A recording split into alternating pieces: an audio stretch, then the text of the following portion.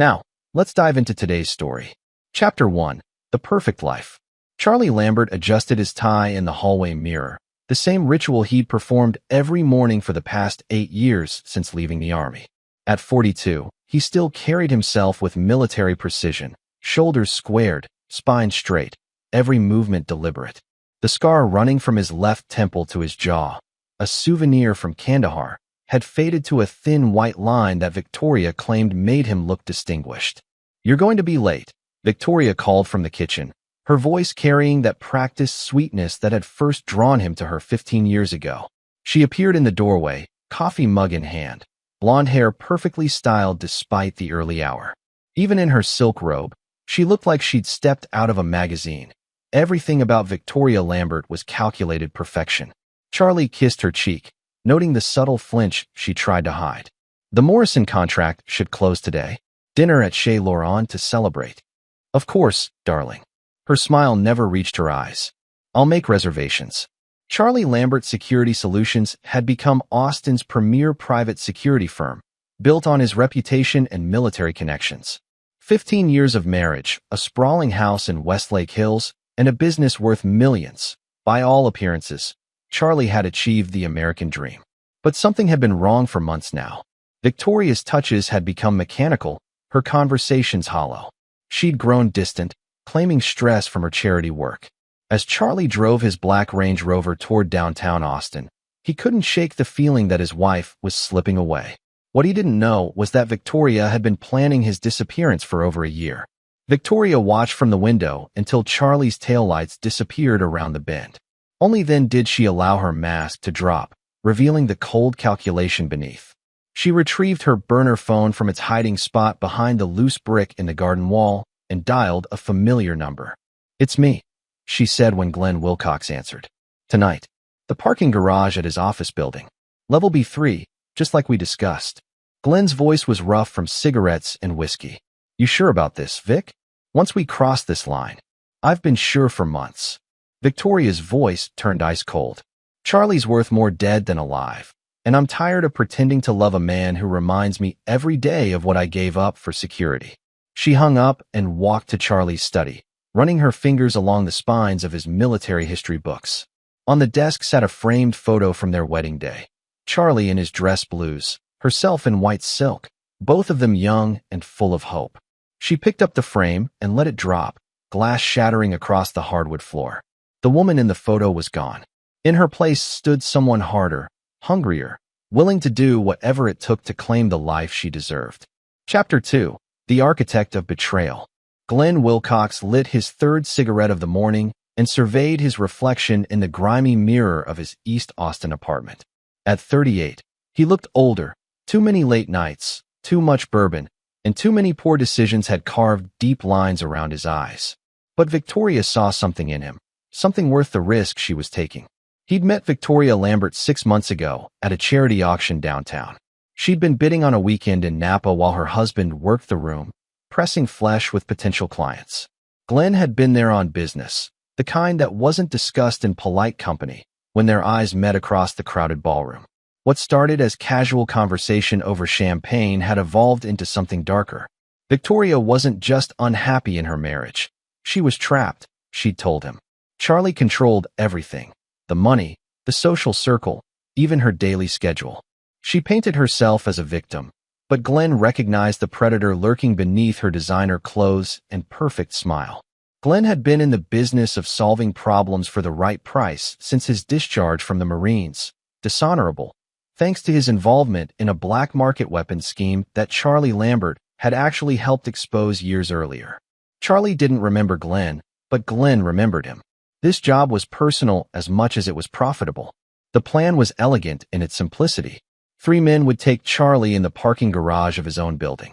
It would look like a robbery gone wrong, or perhaps retaliation from one of the criminals his security firm had helped put away. Victoria would inherit everything: the business, the house, the investments, and after a respectable period of mourning, she and Glenn would disappear together. He checked his watch, 2:47 p.m. In a few hours, Charlie Lambert would be dead, and Glenn Wilcox would be a very wealthy man. Glenn made his calls, confirming the details with his crew.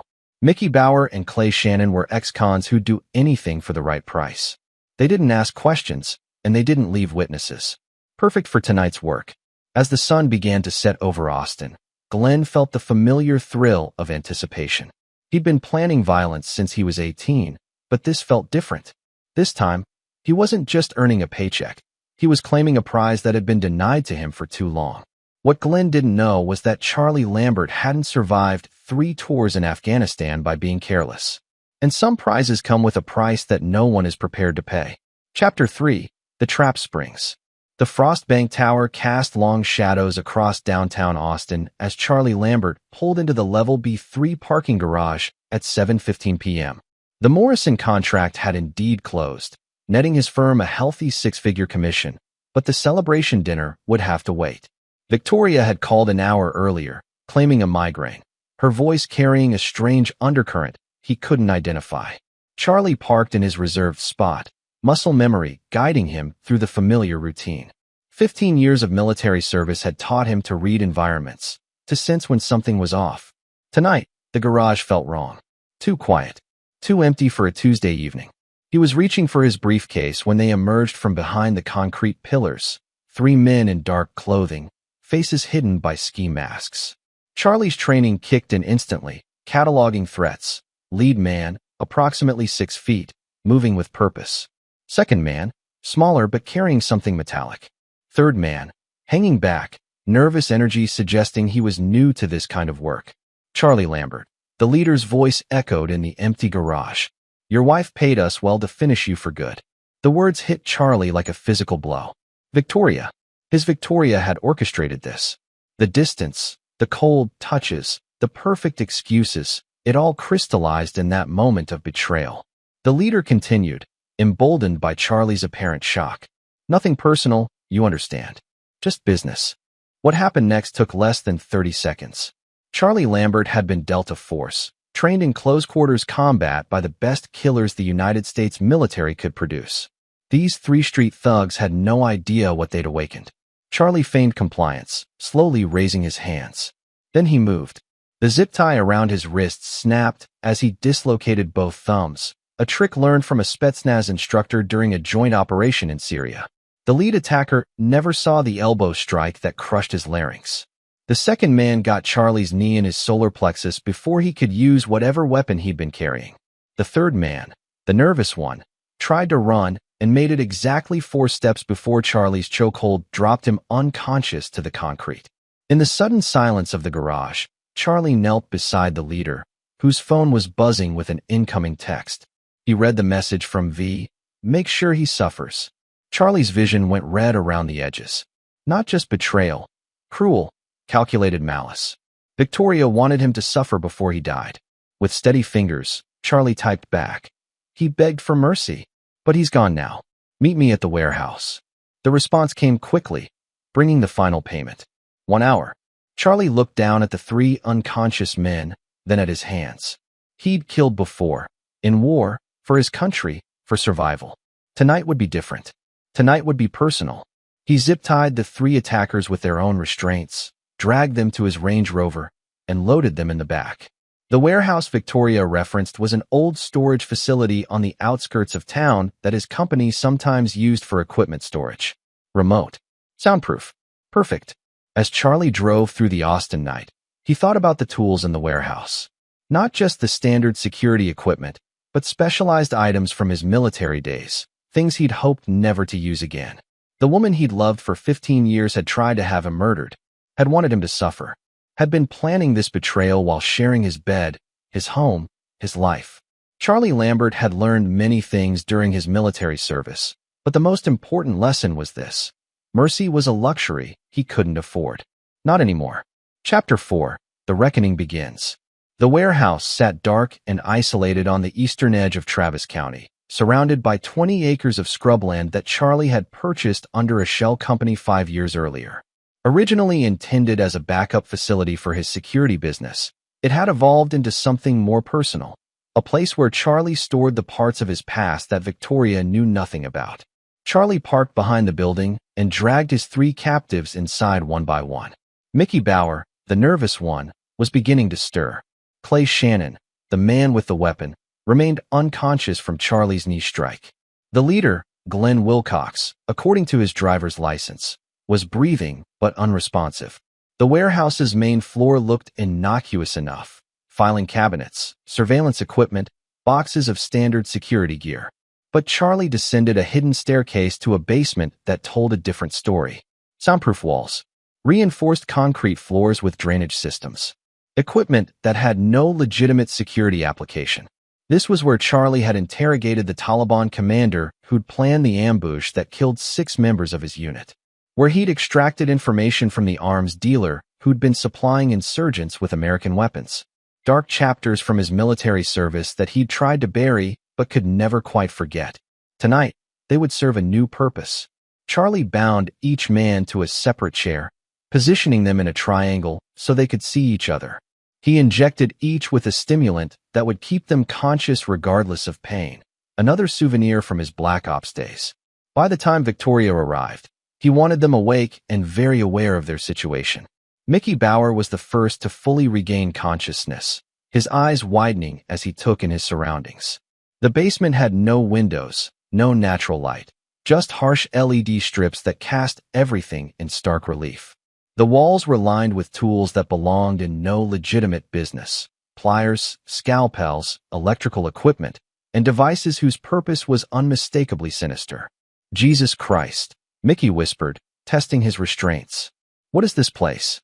Charlie emerged from the shadows, no longer the wealthy businessman these men had expected to kill. His tie was gone, sleeves rolled up, revealing forearms marked by old shrapnel scars. His eyes held the cold calculation of a predator who'd been pushed too far. "This," Charlie said quietly, "is where people who betray me come to understand the consequences of their choices." Glenn Wilcox stirred, consciousness returning slowly. When his vision cleared and he saw Charlie standing over him, very much alive, his face went pale. "You're supposed to be dead," Glenn croaked. "I'm supposed to be a lot of things," Charlie replied. "Faithful husband, trusting friend, law-abiding citizen." He picked up a photograph from a nearby table. Victoria at the charity auction where she'd met Glenn, her hand resting on his arm. "But people don't always get what they deserve, do they, Glenn?" Glenn's mouth fell open. "How did you know about you and my wife?" Charlie's smile was arctic. "I've known for months." "Did you really think a woman married to a security expert could conduct an affair without leaving traces? Credit card records, phone logs, the fact that she suddenly developed an interest in East Austin galleries that happened to be 2 blocks from your apartment." Clay Shannon was awake now, thrashing against his restraints. "Man, we didn't know. She just said you were a problem that needed solving." "Oh, I know exactly what my wife told you." Charlie moved to a wall-mounted cabinet and began removing items, setting them on a nearby table with clinical precision. "The question isn't what you knew. The question is what you're going to tell me about her plans." Glenn found his voice, trying to project a confidence he clearly didn't feel. "You can't do this, Lambert. You're not some psycho killer. You've got a reputation, a business. You kill us, you throw all that away." Charlie paused in his preparations and looked directly at Glenn. "You're absolutely right. Charlie Lambert, respected businessman, would never do this." His voice dropped to barely above a whisper. "But Staff Sergeant Lambert, the one who spent 18 months in Afghanistan extracting information from people who thought Americans were soft, he has no such limitations." The temperature in the room seemed to drop 10 degrees. "Your wife will be here soon," Charlie continued, returning to his preparations. "And when she arrives, she's going to find 3 men who were supposed to kill her husband. I want to know everything. Every detail of her plan, every conversation you had, every moment of this betrayal." Mickey was hyperventilating now. "Look, man, we'll tell you whatever you want. Just don't." "Oh, you'll tell me everything regardless," Charlie interrupted, testing the edge of a blade with his thumb. "The only question is whether you tell me before or after I start cutting." Above them, gravel crunched in the warehouse parking lot. Victoria had arrived. Charlie's smile was the most terrifying thing any of the 3 men had ever seen. Chapter 5: The Spider in Her Web. Victoria Lambert stepped out of her silver BMW wearing a black cocktail dress and pearls, the picture of a grieving widow, though she'd practiced the role for weeks in front of her mirror. She carried a leather briefcase containing $50,000 in cash, the final payment for her husband's murder. In her mind, she was already free. The warehouse looked abandoned from the outside, exactly as Glenn had described. She checked her phone one more time. No messages from Charlie, which meant he was exactly where he was supposed to be, dead in a parking garage downtown. She pulled open the heavy metal door and stepped inside, calling out softly, "Glenn, it's done. Down here." The voice came from below, but something was wrong. It sounded like Glenn, but strained, forced. Victoria found the staircase and descended into a nightmare. The basement was illuminated like an operating theater, every detail harshly visible. Glenn, Mickey, and Clay were bound to chairs in the center of the room, their faces bearing fresh cuts and bruises. But it was the figure standing behind them that made Victoria's blood turn to ice. Charlie Lambert was very much alive. "Hello, darling," Charlie said, his voice carrying the same tone he'd used when asking about dinner reservations that morning.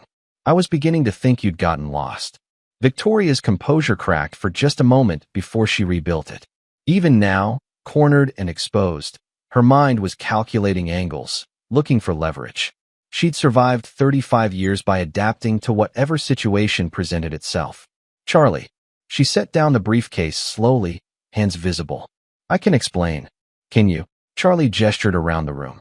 "Please, I'd love to hear how you explain hiring 3 men to torture and kill your husband of 15 years. Victoria's eyes darted between the bound men and Charlie's arsenal of tools. Glenn was trying to communicate something with his eyes, but she couldn't read his meaning. Mickey looked like he was in shock. Clay appeared to be barely conscious. "What did you do to them?" she asked. "Ask them some questions. They were very helpful."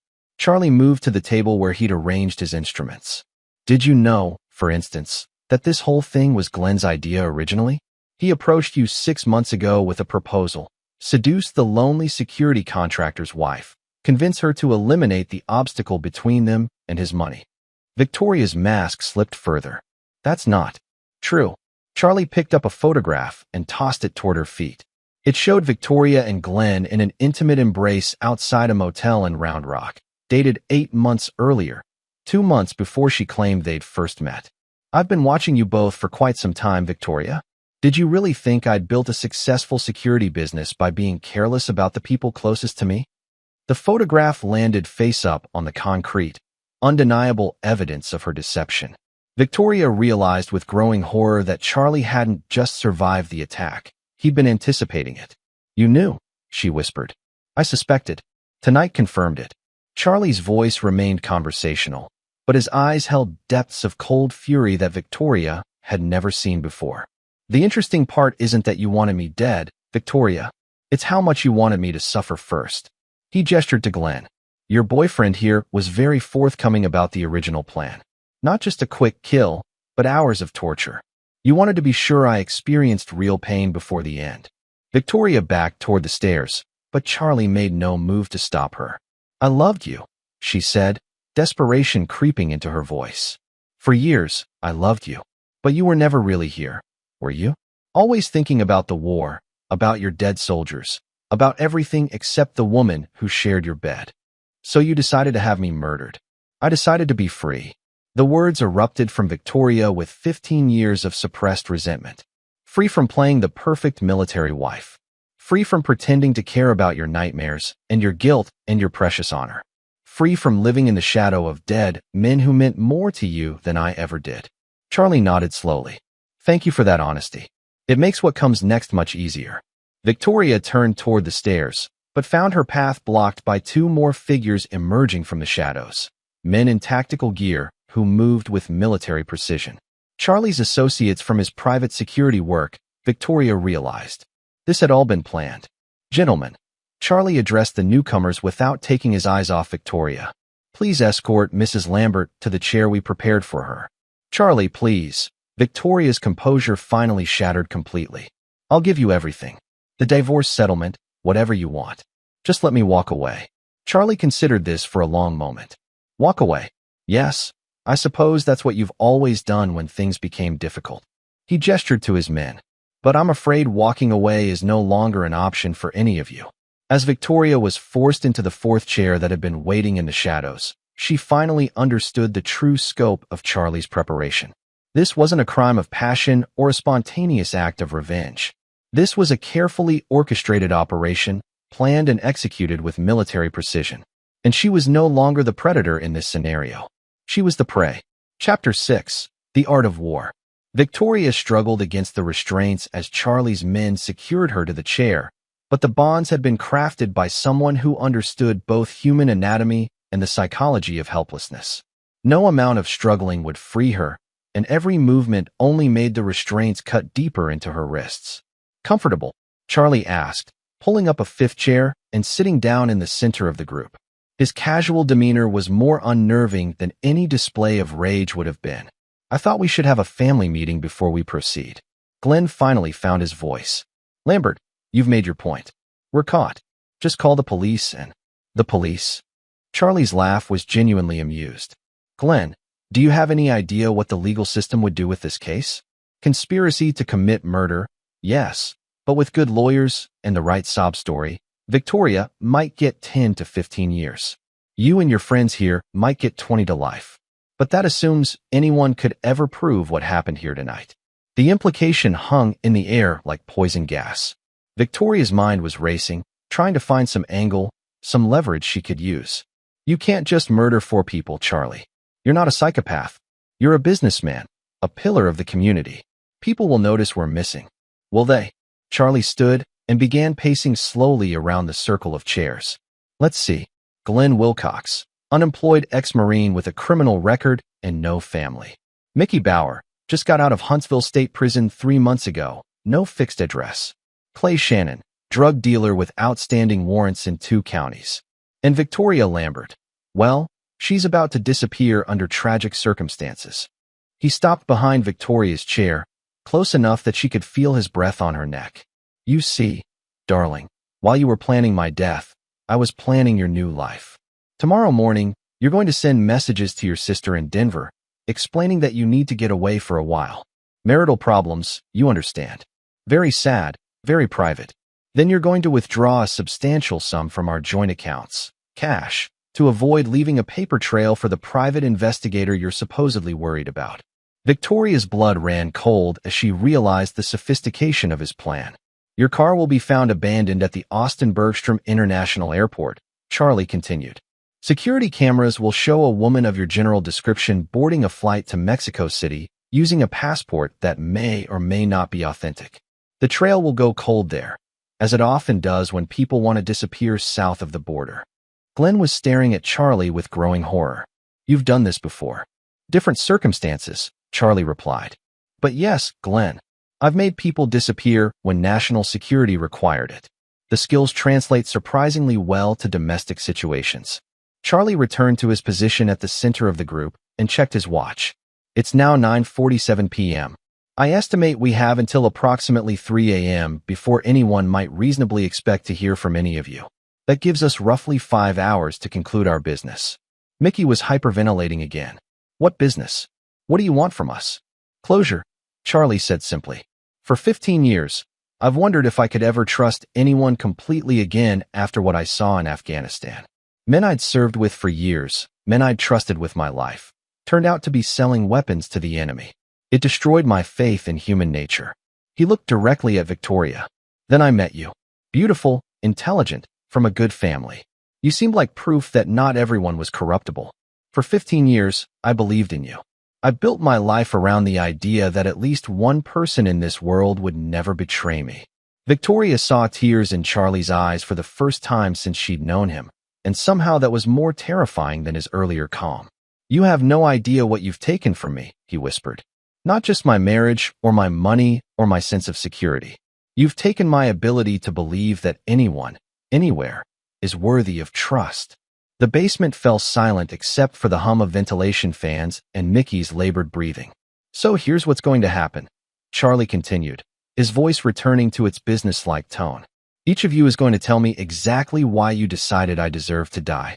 Not just the practical reasons, the money, the freedom, the convenience. I want to understand the moment when you looked at me and decided I was worth less than whatever you hoped to gain. He picked up a small, sharp knife from his collection. And then you're going to help me understand why I should show you more mercy than you were planning to show me. Victoria stared at the blade in Charlie's hand and realized that her nightmare was just beginning. Glenn spoke first, his voice barely above a whisper. God help us all. Chapter 7. Confessions. The fluorescent lights hummed overhead as Charlie Lambert began his interrogation with the methodical patience of a man who had extracted secrets from terrorists in Afghan caves. He started with Mickey Bauer, the weakest link, knowing that fear would make him the most forthcoming. Mickey, Charlie said, settling into his chair with the knife balanced casually across his knee. You've been out of prison for 3 months. Armed robbery, wasn't it? Yet here you are, already planning murder. Help me understand the progression. Mickey's voice cracked as he spoke. Man, I never wanted to kill nobody.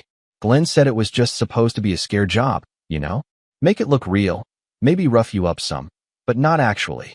But you brought zip ties. Professional restraints. Those aren't for scare jobs. Charlie's voice remained conversational, but the knife moved slightly in his hand. Try again. The truth came pouring out. Mickey had been recruited by Glenn through connections in the ex-con community. The original plan had been straightforward. Kill Charlie quickly and make it look like a robbery. But Victoria had insisted on modifications. She wanted you hurt first, Mickey whispered, unable to meet Charlie's eyes.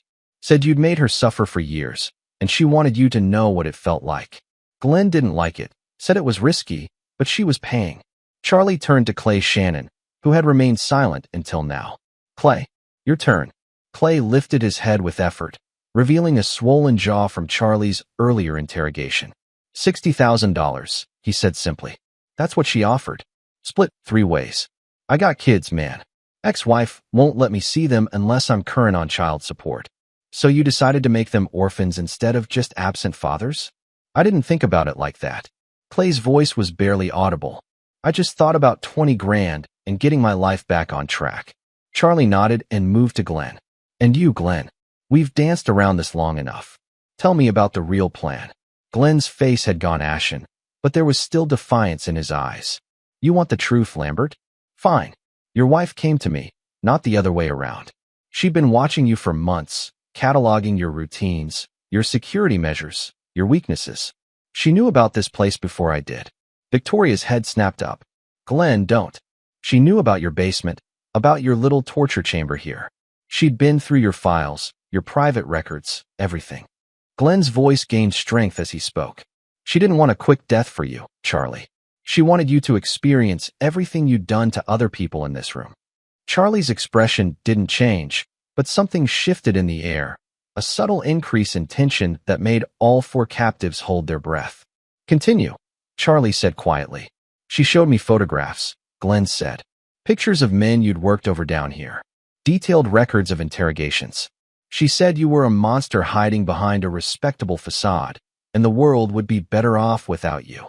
Charlie stood slowly and walked to a filing cabinet in the corner. He removed a thick folder and returned to his chair. These photographs, Glenn, did they look like these? He spread a series of black and white images across the floor. They showed Charlie in military fatigues, standing over bound prisoners in what was clearly a military facility. The men in the photos bore obvious signs of prolonged interrogation.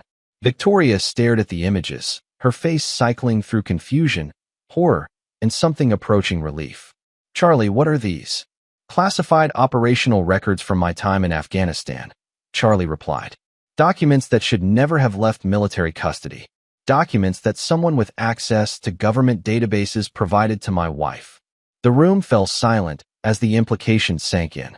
Charlie continued, his voice taking on a harder edge. The question isn't how Victoria got these photos. The question is who gave them to her, and why they wanted her to see them. He picked up one of the photographs and studied it carefully. You see, these images show legitimate military interrogations of captured Taliban commanders. Everything I did was within the bounds of my authorization and the rules of engagement. Unpleasant, yes. Illegal, no. Glenn's defiance crumbled. She said you were a war criminal. She said what someone told her to say. Charlie's voice was like ice. Someone who wanted her to believe I was a monster.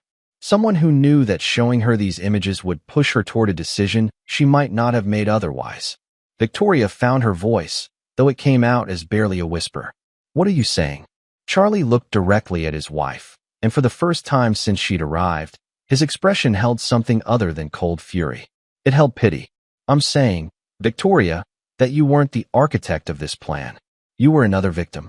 Someone has been manipulating you, feeding you information and emotions designed to turn you against me." He gestured around the room. This entire scenario, the affair, the murder plot, even choosing this specific location, it's all been orchestrated by someone else. Glenn was shaking his head frantically. "No, that's not possible. She came to me. She initiated everything." "Did she?" Charlie pulled out his phone and scrolled through a series of messages. Glenn Wilcox, dishonorable discharge from the Marines in 2018. Reason: involvement in a weapons trafficking scheme that resulted in the deaths of 12 American soldiers. Investigation led by then Major Charlie Lambert. The color drained from Glenn's face. "You didn't meet Victoria by accident at that charity auction, did you, Glenn? You were sent there. Someone who knew about our marriage, about Victoria's vulnerabilities, about my past. Someone who wanted revenge against me and was willing to use my wife to get it." Charlie stood and walked to a wall-mounted safe. When he turned around, he was holding a thick manila envelope. "Ladies and gentlemen," he said, "let me introduce you to the real architect of tonight's events. Someone who's been planning this for years, waiting for the right moment to destroy everything I've built." He opened the envelope and removed a single photograph. It showed a man in military uniform, older, distinguished, with cold eyes and a bitter smile. Victoria stared at the image. "Who is that?" Charlie's smile was grim. "That, my dear wife, is Colonel Eric Knapp, my former commanding officer. The man whose career I destroyed when I exposed his weapons trafficking operation 7 years ago." The final piece of the puzzle clicked into place. "And as of 6 months ago," Charlie continued, "he became a private military contractor operating out of Austin, Texas." Small world, isn't it? Chapter 8. The Real Enemy. Charlie placed the photograph of Colonel Eric Knapp on the table where everyone could see it clearly. The image showed a man in his 50s with steel-gray hair and the bearing of someone accustomed to command and to getting his way through any means necessary. "Eric Knapp," Charlie began, his voice taking on the tone of a military briefing. "West Point graduate, 30-year career in Army intelligence, specialist in psychological operations and unconventional warfare. I served under him for 2 years in Afghanistan before discovering that he was selling American weapons and intelligence to the highest bidder." Victoria stared at the photograph, pieces of memory clicking together. "The man at the gallery opening. 3 months ago. He said he knew you from the service. Tall man, distinguished, said he'd heard you were unhappy in your marriage." Charlie's voice carried no surprise. "Yes, that would be Eric. He's very good at reading people, finding their pressure points." Glenn was shaking his head violently. "You're lying. Victoria came to me. She made the first move." "Did she?" Charlie pulled out his phone and began scrolling through data. "Glenn, you've been working for Tactical Solutions LLC for the past 8 months. Odd jobs, security consulting, the kind of work that pays well and doesn't ask too many questions. Want to guess who owns Tactical Solutions?" The blood drained from Glenn's face. "Eric Knapp's private military company. He's been your employer, Glenn. He's been directing your movements, your social calendar, even your choice of apartment, 2 blocks from where Victoria volunteers at the Children's Hospital." Charlie turned to Victoria, his expression almost gentle. "Darling, you thought you were having an affair. You thought you were making an independent choice to betray our marriage.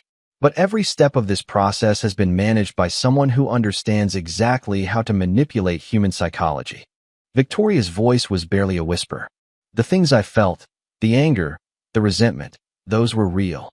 Of course they were. Eric wouldn't create fake emotions, he'd amplify real ones. Find the genuine cracks in our marriage and widen them. Provide you with a sympathetic ear when you needed to vent your frustrations. Introduce you to an attractive man who seemed to understand you better than your husband did." Charlie stood and began pacing again, but his movement was different now. Less predatory, more analytical. "Think about it, Victoria. When did you first start feeling truly dissatisfied with our marriage? When did the small irritations become major resentments?" Victoria closed her eyes, thinking back. 6 months ago, maybe 7. Right around the time I started seeing that therapist you recommended." "The therapist I recommended?" Charlie stopped pacing. "Victoria, I never recommended a therapist. The silence that followed was deafening. Dr. Sarah Myers, Victoria said slowly. You said you'd heard good things about her from other veterans' wives. You said it might help me process some of the stress of being married to someone with PTSD. Charlie was already moving toward his computer terminal. His fingers flew across the keyboard, pulling up professional licensing databases. After a few minutes, he turned back to the group. Dr. Sarah Myers, licensed therapist, specialized in military families, practice established in Austin 8 months ago. Previous practice was in Virginia Beach, where she worked exclusively with military personnel and their families. He paused. Her practice was shut down 2 years ago for ethical violations, including inappropriate relationships with patients and manipulation of therapeutic processes. Victoria's face went white. She knew things about you, about us, that I'd never told her. She said she could read between the lines. She could read the briefing files Eric provided her. Charlie's voice was grim. Every session you had was designed to amplify your dissatisfaction, to make you feel isolated and trapped. She was programming you, Victoria, step by step, session by session. Glenn found his voice. Even if all that's true, it doesn't change what we did. We still chose to kill you. Did you? Charlie turned back to Glenn. Or did you choose to solve a problem that Eric Knapp had spent months making seem insurmountable? He needed someone to take me out, but he couldn't risk doing it himself. So he created a scenario where my own wife would arrange my death, using hired criminals who could be easily eliminated afterward. Clay Shannon spoke for the first time in hours. You're saying we were never supposed to survive this? Charlie nodded grimly. Look at the plan, Clay. You attack me in my own building, where I have security cameras and armed response teams. Even if you'd managed to kill me, you'd never have made it out alive. And once you were dead, there'd be no connection back to Eric. Mickey was hyperventilating again. But the money. Victoria promised us money. Money that Eric provided, Charlie said. Money that would have disappeared along with your lives. He needed you desperate enough to take the job, but he never intended to honor the payment. Victoria was staring at the photograph of Eric Knapp with growing horror. He played us all. Like a symphony, Charlie agreed. He took a marriage that had normal problems and turned them into a murder plot. He took a woman's natural frustrations and weaponized them. He took desperate men and pointed them at a target. Charlie sat back down, but his demeanor had changed completely. The cold, calculating predator was gone, replaced by something more complex. Anger, yes, but also a grudging respect for the sophistication of the trap they'd all fallen into. So here's our situation, he said. Eric Knapp wanted me dead, and he very nearly succeeded. The question now is, what are we going to do about it? Glenn looked confused. We? Charlie's smile was sharp as a blade. Oh yes, Glenn. We. Because right now, Eric thinks his plan worked perfectly. He thinks I'm dead. My wife is a grieving widow who'll soon disappear with suspicious timing, and his 3 hired killers are lying dead in a parking garage. He leaned forward. But what if we gave him something he wasn't expecting? What if the dead man came back to have a conversation about old times? Victoria stared at her husband. Charlie, what are you proposing? I'm proposing that we turn Eric's own tactics against him. He wants to play psychological warfare? Fine. Let's show him what psychological warfare looks like when it's run by people who know they're in the game. The basement fell silent as the 4 captives began to understand that Charlie Lambert had just offered them something they'd never expected, a chance at redemption. But redemption, they were about to learn, would come with a price that none of them were prepared to pay. Chapter 9, The Final Game. The next morning, Eric Knapp sat in his downtown Austin office, reading reports with the satisfaction of a chess master who'd just achieved checkmate. The Austin Police Department had found Charlie Lambert's body in the parking garage, along with 3 deceased suspects who'd apparently died in a shootout. Victoria Lambert was missing, presumed fled, with substantial cash withdrawals from the family accounts preceding her disappearance. Perfect. Clean. Untraceable. Eric poured himself a drink despite the early hour and raised it in a toast to the empty office. To Charlie Lambert, he said aloud.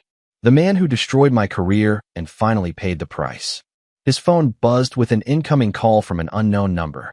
Eric almost ignored it, then decided to answer.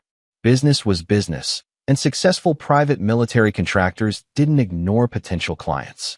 Tactical Solutions, Knapp speaking. Hello, Eric. The voice on the other end was one he'd hoped never to hear again. It's been a long time. Eric's glass slipped from his fingers, shattering on the hardwood floor. Charlie, surprised? You should be. Your plan was good, Eric. Really good. If I hadn't spent 15 years learning to read people, it might have worked. Eric's mind raced, calculating possibilities. I don't know what you're talking about, Charlie. I heard about what happened to you. Tragic loss. If you're alive, then your 3 hired killers are dead for nothing. And my wife is sitting in a basement explaining exactly how you manipulated her into arranging my murder. Charlie's voice was conversational, almost friendly. Did you really think I wouldn't figure it out eventually? Eric reached for the secure phone in his desk drawer, the one connected to men who could solve problems permanently. The drawer was locked. He pulled harder. Still locked. Looking for this. Charlie stepped out of the office bathroom, holding a small key. He was wearing a black tactical vest and carrying a pistol with practiced ease. I've been here for about 20 minutes, Eric. Long enough to disable your security system and have a fascinating conversation with your computer files. Eric backed away from his desk, hands raised. Charlie, whatever you think you know. I know everything. Charlie moved to Eric's computer and turned the monitor so they could both see it. Financial records showing payments to Glenn Wilcox. Employment records for Dr. Sarah Myers. Even the surveillance photos you had taken of Victoria and me over the past 8 months. The screen displayed a folder labeled Operation Payback, containing detailed dossiers on Charlie's family, business, and daily routines. Eric's thoroughness had become evidence of his guilt. You destroyed my career, Eric said, abandoning pretense. 30 years of service, reduced to nothing because you couldn't understand the realities of modern warfare. The realities of selling weapons to terrorists. The realities of funding off-books operations that keep America safe. Eric's composure cracked. You think your precious rules of engagement mean anything when the enemy doesn't play by any rules at all? Charlie nodded thoughtfully. You know, Eric, I might have some sympathy for that perspective. War is complicated. Moral choices aren't always clear. He gestured around the office. But this wasn't about patriotism or national security. This was about revenge. You used my wife as a weapon against me. She was willing. She was manipulated. There's a difference. Charlie moved closer. But here's what I find interesting, Eric. You went to enormous trouble to arrange my death, but you never once considered the possibility that I might survive. Eric's eyes darted toward the door. What do you want, Charlie? Justice, Charlie replied simply. Not the legal kind. We both know you're too smart to leave evidence that would stand up in court. I'm talking about the personal kind. Charlie pulled out his phone and showed Eric the screen. It displayed a live video feed from the warehouse basement, where Victoria, Glenn, Mickey, and Clay sat bound to their chairs. Your co-conspirators are having a very productive morning, Charlie said. Turns out they have a lot to say about their experiences working with you. Names, dates, methods, other operations you've been running. Eric stared at the screen in horror. They don't know anything that could hurt me, don't they? Charlie scrolled through a series of recordings. Glenn has been keeping very detailed records of his assignments. Mickey and Clay have been involved in 3 other problem-solving operations for your company. And Victoria? Well, Victoria has some fascinating insights into how psychological manipulation works. Charlie pocketed the phone and moved to the office's large windows, which overlooked downtown Austin. You see, Eric, you made a crucial error in your planning. You assumed that once I was dead, your tools would be discarded. But tools have a tendency to survive their original purpose. What are you going to do with them? That depends on you. Charlie turned back to Eric. You have a choice to make. You can continue trying to destroy the people you've manipulated, or you can take responsibility for your actions. Eric's confusion was genuine. I don't understand. Charlie smiled, and Eric realized that the expression held no warmth whatsoever. You're going to confess, Eric, to everything. The weapons trafficking in Afghanistan, the manipulation of my wife, the murder plot, all of it. You're going to provide evidence that will put you away for the rest of your life. And if I refuse, then I release the recordings and files we've gathered to every major media outlet in Texas, along with evidence of your other operations. Your private military company will be finished, your remaining associates will disappear, and you'll spend whatever time you have left looking over your shoulder. Eric considered his options. You can't prove I did anything illegal here. Manipulation isn't a crime. Conspiracy to commit murder is. Charlie pulled out a small recording device. Say hello to the wire your employee Glenn has been wearing for the past 6 hours. Amazing what people will agree to when they're facing life in prison. The device crackled to life, broadcasting Eric's voice from earlier conversations. Make sure Lambert suffers. I want him to know exactly who beat him. This is personal. Eric sank into his chair, the weight of his situation finally hitting him. You've thought of everything. I had good teachers. Charlie moved to Eric's desk and sat on the edge. You taught me that the most effective warfare is psychological. That the key to victory is understanding your enemy's weaknesses and exploiting them ruthlessly. He leaned forward. The problem is, Eric, you forgot that I learned from the same instructors you did. And unlike you, I never stopped being a soldier. Eric stared at the man he'd tried to destroy, seeing clearly for the first time the cold intelligence that had made Charlie Lambert dangerous in Afghanistan. What happens to the others? Victoria and the men? That depends on how cooperative you are, Charlie replied. Victoria was manipulated, but she still made choices. Glenn and his friends tried to kill me for money. Justice requires consequences, but it doesn't require vengeance. Charlie stood and walked to the office door. You have 30 minutes to decide, Eric. Confess and accept responsibility for your actions, or spend the rest of your life running from the consequences of what you've set in motion. He paused at the threshold. Either way, this ends today. The only question is whether you face it like a soldier or like a coward. As Charlie disappeared into the hallway, Eric Knapp sat alone in his office, surrounded by the ruins of his elaborate revenge plot. Outside, Austin went about its business, unaware that a war that had begun in the mountains of Afghanistan was finally coming to an end in a glass tower overlooking the Colorado River. Eric reached for his phone and began composing a message to his lawyer. Some battles, he realized, could only be won by surrendering. But in the depths of the warehouse basement, for people waited to learn whether surrender would be enough to save them from the judgment of a man who had learned long ago that mercy was a luxury he couldn't afford. The war was over, but Charlie Lambert's justice was just beginning. 6 months later, Charlie Lambert stood in the empty warehouse, preparing to seal it permanently. Eric Knapp had received 3 consecutive life sentences for conspiracy to commit murder, weapons trafficking, and a dozen other charges. His confession had been thorough and had implicated several other corrupt military contractors. Victoria had accepted a plea deal, 15 years for conspiracy to commit murder, with eligibility for parole, and 8 years with good behavior. She'd testified against Eric and had begun therapy, real therapy this time, to understand how she'd been manipulated. Charlie visited her once a month, not out of love, but out of a sense of responsibility to the woman she'd been before Eric's poison took hold. Glenn Wilcox, Mickey Bauer, and Clay Shannon had each received 20-year sentences. They'd cooperated fully with federal investigations, helping to dismantle Eric's network of mercenaries and criminal associates. Charlie Lambert's security solutions continued to thrive, though Charlie himself had changed. The man who'd once believed in the possibility of trust had been replaced by someone harder, more calculating. He was successful, respected, and utterly alone. As he locked the warehouse for the final time, Charlie reflected on the cost of justice. He'd won, but victory felt hollow when measured against everything he'd lost. Eric Knapp had succeeded in one regard. He'd destroyed Charlie's ability to believe in human goodness.